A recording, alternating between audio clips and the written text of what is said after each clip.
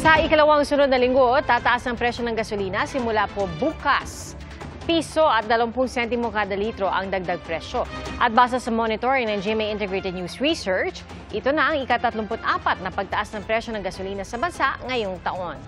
Mahigit 20 piso na ang itinaas ng presyo ng gasolina kada litro simula po noong Enero.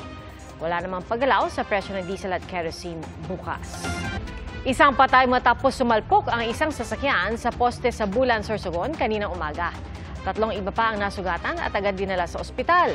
Dahil sa tindi ng pagsalpok, wasak ang harapang bahagi ng sasakyan. At ayon sa isang saksi, nakarinig siya ng malakas na kalabog sa kalsada nang mangyari ang disgrasya. Inaalam pa kung ano ang sanhi ng aksidente. Mga kapuso, 17 araw na lang, Pasko na at pamilya ang namamasyal para masilayan ang naglalakihan at makukulay na dekorasyon sa Iloilo Provincial Capital. Naroon ang mga dabuhalang hugis candy, ice cream at mga cupcake. Agaw pansin din ang higanteng Christmas tree at ang linya ng mga pailaw na hugis puno. Inilawan na rin ang higanteng Christmas tree sa Marikina. Pinalibutan ito ng mga paru-parong gumagalaw ang mga pakpak. At nagkaroon din ng pagtatanghal ang mga estudyante mula sa ilang pampublikong paaralan. May mga mabibili ring pagkain para naman dun sa mga gustong mag-food trip.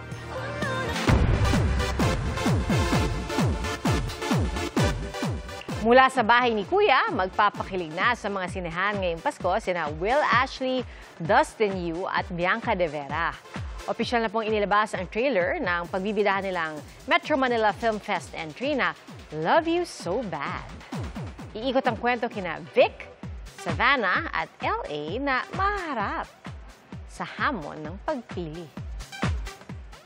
When I love too much. Ano? Mahal mo ko, Vanna?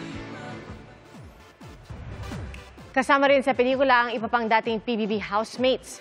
At present din sa media conference kanina sina GMA Network Senior Vice President Attorney Annette Gozon Valdez, Sparkle GMA Artist Center First Vice President Joy Marcelo at Sparkle Senior Talent Manager Tracy Garcia. Dream come true raw para kina Will, Dustin at Bianca ang pagbida sa pelikula na idinirect ni May Cruz Alvear. Grabe kasi yung naging preparation namin. Kumbaga, lahat ng pagod, lahat ng puyat, lahat ng stress na dinanas namin while shooting this film, para naging worth it talaga eh. Right. Dito pa lang sa trailer. So nakakatuwa at goosebumps talaga. Sobrang grateful lang. Sobrang saya ng puso ko ngayon. Worth it lahat.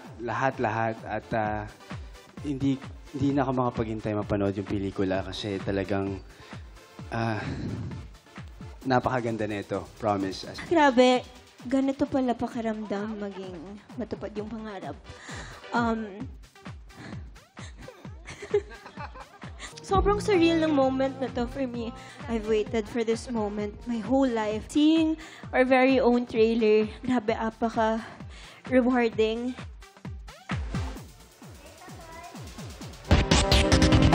Salamat po sa inyong pagsaksi. Ako po si Pia Arcangel para sa mas malaking misyon at sa mas malawak na paglilingkod sa bayan.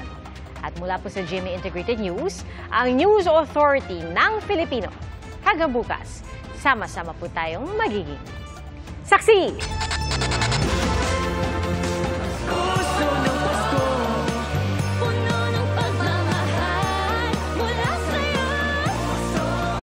Mga kapuso, maging una sa saksi. Mag-subscribe sa GMA Integrated News sa YouTube para sa iba't ibang balita.